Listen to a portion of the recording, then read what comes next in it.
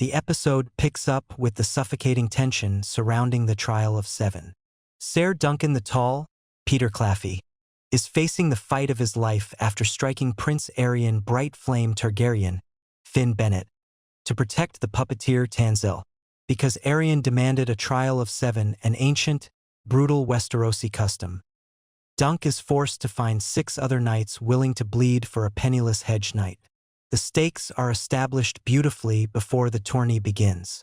Dunk's newly revealed squire, Egg, Dexter Solancel. Actually, Prince Aegon Targaryen is grappling with the weight of his lineage and his loyalty to his knight. We see Dunk securing his champions, including Ser Lionel Baratheon, Raymun Fossoway, and Steely Pate. But the true shock comes when Prince Baelor Breakspear Targaryen, the heir to the Iron Throne, chooses to stand beside Dunk, meaning he will face his own family in mortal combat. Before the chaos starts, Baelor offers grim advice to Dunk's men. His brother and nephew mean to kill them, and they will fight savagely. As Egg hands Dunk his lance, Dunk gives him a warm but stern warning to be there when he gets back, or else he'll hunt him down with dogs. Egg simply smiles and replies, "Woof." It is the last moment of levity in the episode. The flashback, the cycle of violence in Flea Bottom in a bold directorial move by showrunner Ira Parker. The episode heavily fractures its timeline. During the first jousting pass of the trial, Aerion smashes Dunk with a Morning Star, knocking the giant knight out cold. As Dunk's vision fades, the narrative transports us into an unexpected, 20-minute flashback exploring Dunk's origins. We meet a young Dunk and his best friend and first love, Rafe. The two are scavenging the grim aftermath of the Redgrass Field, the site of the Blackfire Rebellion's climax.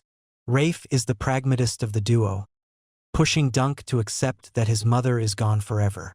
She dreams of scraping together enough coin to cross the narrow sea and start fresh in the free cities, warning an optimistic Dunk that in their world, violence never truly ends. It just waits and festers. Their dream comes to a horrific halt in the alleys of Flea Bottom. A corrupt city watchman harasses the children. When Rafe attempts to pickpocket him and is caught, the watchman mercilessly slits her throat. Rafe bleeds out in young Dunk's arms on the filthy street. It is at this exact moment that a heavily intoxicated Ser Arlen of Pennytree, Danny Webb, staggers out of a nearby tavern. Vomiting but still bound by his knightly vows to protect the innocent, Arlen draws his sword and slays the watchman. A traumatized, directionless Dunk follows the old Hedge Knight into the countryside, establishing the foundational trauma that drives Dunk to protect the vulnerable in the present day. The melee, mud, blood, and broken vows back in the present. The Trial of 7 is a masterclass in grounded, visceral action. Unlike the sweeping, operatic battles of late-stage Game of Thrones, this melee is suffocating. There is no grand musical score, only the sickening thuds of morning stars, the clashing of steel, and the desperate breathing of exhausted men. Through Dunk's severely limited point of view, a narrow, cracked helmet slit and a swollen eye, we experience the sheer terror of the fight. True to his word, Prince Aerion immediately falls off his horse to avoid fighting, but the rest of Aerion's champions, including Prince Mikar and the Kingsguard, show no mercy. Dunk eventually manages to use his massive size and flea-bottom brawling instincts to overpower Aerion, pinning the cruel prince to the mud and forcing him to yield, thereby winning the trial. The aftermath. The fall of the crown. Prince Dunk's side is victorious, but the cost is immense. Ser Humphrey Beesbury and Ser Humphrey Harding both lose their lives in the mud. However, the most devastating blow comes in the episode's final minutes. Prince Baelor Targaryen approaches Dunk after the battle. He appears fine, standing tall and speaking clearly, but he casually mentions that his visor was cracked during a bout with his brother Mikar, and his fingers are beginning to feel numb. When Baelor asks for help removing his helm, the horrifying truth is revealed. The back of his skull has been completely crushed by Mikar's mace. The emotional weight of the scene is staggering.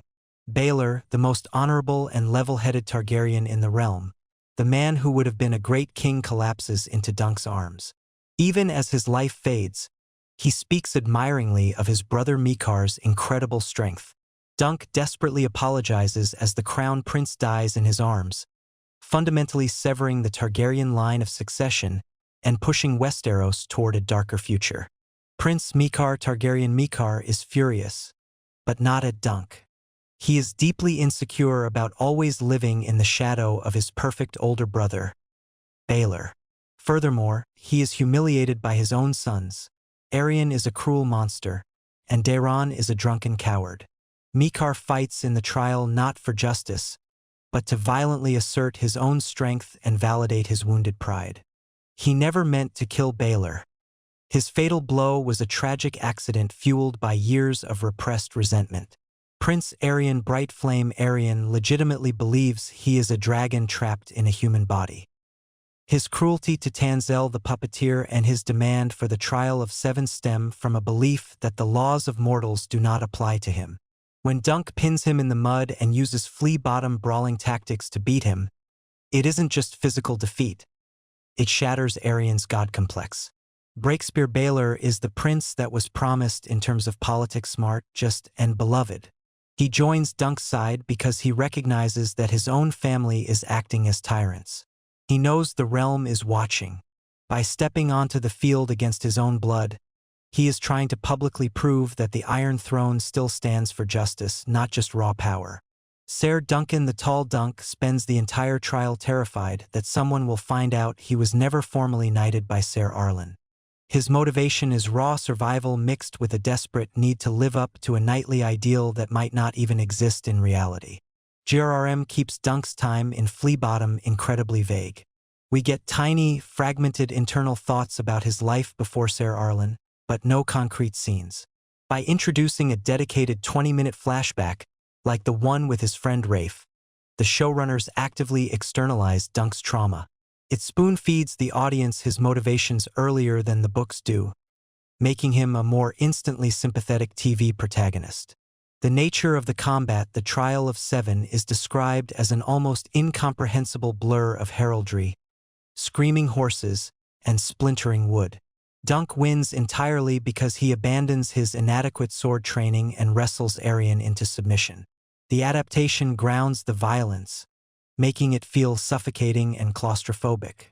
It emphasizes the sheer physical exhaustion of fighting in heavy plate armor, contrasting the noble idea of a tourney with the brutal reality of a street fight. The aftermath of Baelor's death, the book When Baelor Removes His Helm. The description is incredibly gruesome. Part of his skull comes away with the metal. While the visual remains horrific, the show places a heavier emphasis on the immediate political dread. In the text, Dunk is just worried about being blamed.